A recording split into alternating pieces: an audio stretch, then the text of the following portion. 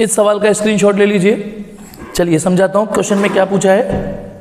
Question में पूछा है कि एक हमारे पास 1 मिली कूलम चार्ज है। अच्छा, ये जो 1 मिली कूलम चार्ज है ये फिक्स्ड है, ये फिक्स है, इसमें उठा के कील ठोक दीजिए। और एक इससे 1 मीटर की दूरी पर हमारे पास एक दूसरा चार्ज है Q2, वो 1 माइक्रो कूलम चार्ज है। ठीक है, अब आप बताइए, ये फिक्स है, कील से ठुका हुआ है, और ये मैंने अपने हाथ से पकड़ लिया, इमेजिन करो। अब यदि मैं इसको अपने हाथ से छोड़ दूं तो क्या होगा, ये रिपेल होगा ना, रिपेल होगा। अब वो ये कह रहा है कि ये फ्रिक्शनलेस सरफेस है, तो इसका मतलब आपकी एनर्जी वेस्ट तो होने नहीं वाली। तो वो ये कह रहा है कि यदि हम इसे छोड़ दें, यानी इस समय वो रेस्ट पर है, इस समय इसकी जो इनिशियल स्पीड है वो 0 है, इनिशियल स्पीड 0 है, और जैसे ही हम इसे छोड़ देंगे तो ये फिर से देखिए पोटेंशियल एनर्जी किस में कन्वर्ट हो रही होगी, सिस्टम की काइनेटिक एनर्जी में।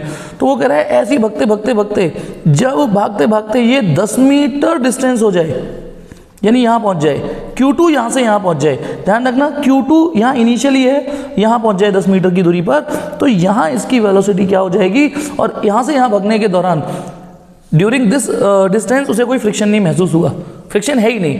तो क्वेश्चन यही है, तो हमें यहाँ से यहाँ पहुँचने पर उसकी स्पीड कितनी होगी वो निकालनी है। तो इसमें जो कॉन्सेप्ट लगेगा वो क्या, कि यहाँ की जो सिस्टम की जो जितनी पोटेंशियल एनर्जी चेंज हुई है उतनी काइनेटिक एनर्जी बढ़ गई होगी।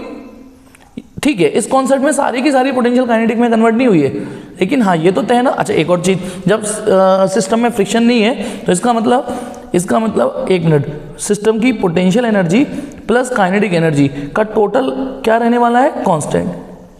This is called conservation of mechanical energy. 11 में पढ़ा होगा कि सिस्टम की potential energy plus kinetic energy का टोटल कांस्टेंट और कंजर्व रहेगा जब सिस्टम में कोई भी डिसिपेटिव फोर्स नहीं है। इस दोनों को डिफरेंशिएट कर दो, तो डिफरेंशिएट करने पे यार delta U plus delta K equal to 0। ठीक है, इसका मतलब ये हुआ कि delta K equal to minus delta U। इस फिजिक्स का क्या मतलब है, इसका मतलब ये है कि जितनी पोटेंशियल एनर्जी घटेगी, माइनस आ रहा है ना, उतनी काइनेटिक एनर्जी बढ़ेगी। और आपको फील भी तो हो रहा होगा ना, जैसे मैं यहाँ पे पकड़ रखा है तो इन दोनों के बीच में पोटेंशियल एनर्जी है, और केवल पोटेंशियल एनर्जी है, काइनेटिक एनर्जी तो है ही नहीं ना। और जैसे ही मैं छोड़ दूंगा तो इसकी पोटेंशियल एनर्जी धीमे धीमे धीमे धीमे धीमे काइनेटिक एनर्जी में कन्वर्ट हो रही होती। अच्छा, यदि ये डिस्टेंस 10 मीटर की बजाय इनफाइनाइट होती तो सारी पोटेंशियल एनर्जी सारी काइनेटिक में कन्वर्ट हो चुकी होती।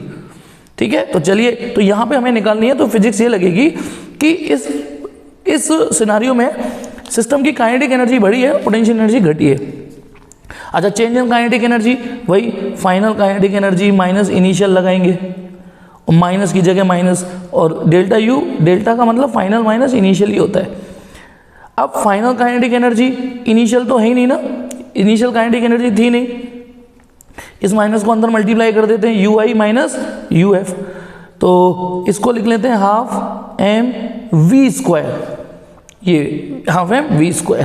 अब बताइए इनिशियल पोटेंशियल एनर्जी इन दोनों में क्या फॉर्मूला लगेगा, जो दो चार्जों की पोटेंशियल एनर्जी होती है, K Q1 Q2 upon distance 1 metre minus, अब फाइनल यानी यहाँ पोटेंशियल एनर्जी कितनी हो जाएगी, K Q1 Q2 अपॉन 10।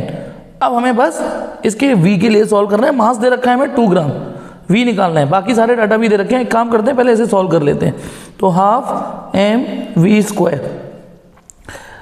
इसे सॉल्व करेंगे, 10 आ जाएगा, 10 माइनस 1, तो ये हो गया 9/10 K Q1 Q2। mv² कितना हो गया हमारा, mv², या एक काम करो, हाफ की जगह हाफ, m की जगह 2 × 10⁻³ इंटू v², 9/10। मैंने यहाँ -3 इसलिए किया क्योंकि ग्राम था, मैंने उसे kg में कन्वर्ट कर दिया, ये 9 ये 10, k की वैल्यू 9 × 10⁹। Q1 Q2 एक 1 मिली है और एक 1 माइक्रो है, तो 1 तो 1 रहेगा, लेकिन मिली का 10⁻³ और माइक्रो का 10⁻⁻6, तो 10⁻�9। होप कि आप समझ गए होगे के ये 9 ये वाला, ये 10 ये वाला, ये 9 × 10⁹ k वाला, Q1 Q2 का मल्टीप्लाई ये आएगा।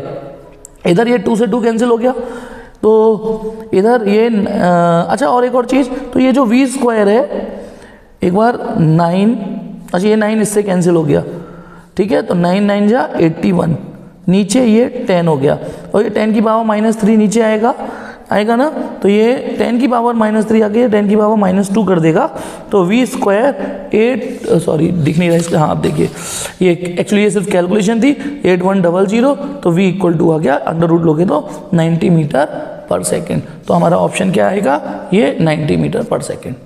स्क्रीनशॉट ले लीजिए सॉल्यूशन का, ठीक है।